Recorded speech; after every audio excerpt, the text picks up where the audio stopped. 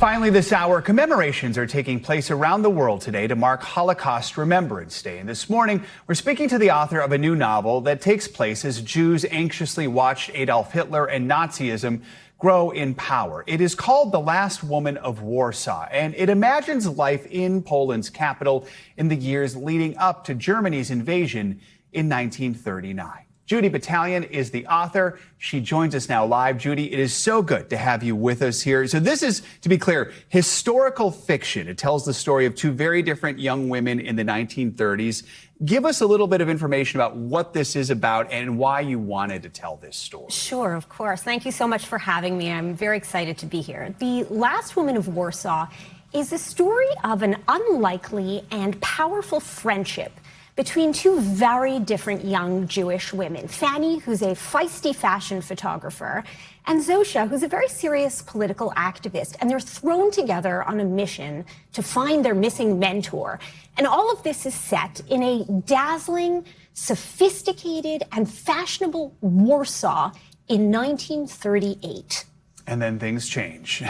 Things change. I came to this book why I wanted to write it. So my last book actually is called The Light of Days, and that was a nonfiction book, the true story of young Jewish women and teenage girls who fought the Nazis and who fought the Nazis from within the ghettos in Poland. They ran underground soup kitchens and printing presses and schools, and they blew up Nazi supply trains and flung Molotov cocktails during ghetto uprisings. They were audacious and bold and smart and stylish. And as I was writing that book, I began to wonder what kind of world had created them.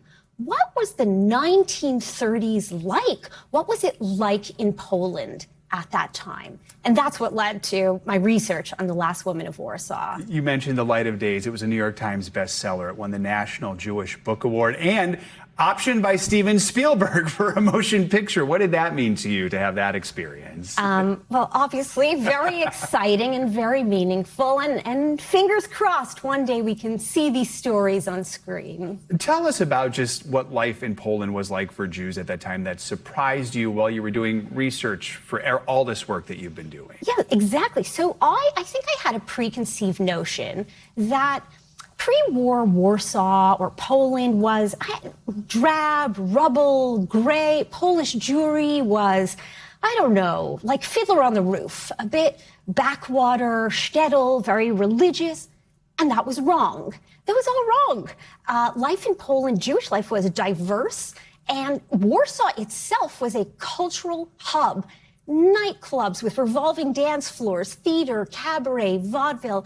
There were 180 Jewish newspapers and magazines published in Warsaw in the 1930s. It was a capital of fashion. It was actually called the Paris of the North. Huh. And I found I did a lot of photographic research, and I found photographs of fashion shows set in hotels, at the boating club. There was an art and fashion cafe. We have less than a minute here, but I know it's important to talk about the fact that your grandparents are Holocaust survivors. So this is personal for you. How has that shaped all of the work and all of the writing that you've done? This is my third book, and all my work has been about the Holocaust. It's something that's certainly in my blood, in my bones. My grandparents escaped Nazi-occupied Poland. They went east. My mother was actually born in 1945 on their route back to Poland. And I like to think that I've inherited both a lot of anxiety and hopefully a lot of strength. No doubt. And you're sharing these stories, and they mean so much to so many people. Judy Batalion, it's great to have you with us. Congrats on the book, The Last Woman of Warsaw. We appreciate your time this morning. Thank you so much. That's going to do it for this hour of Morning News Now, but don't go anywhere. The news continues right now.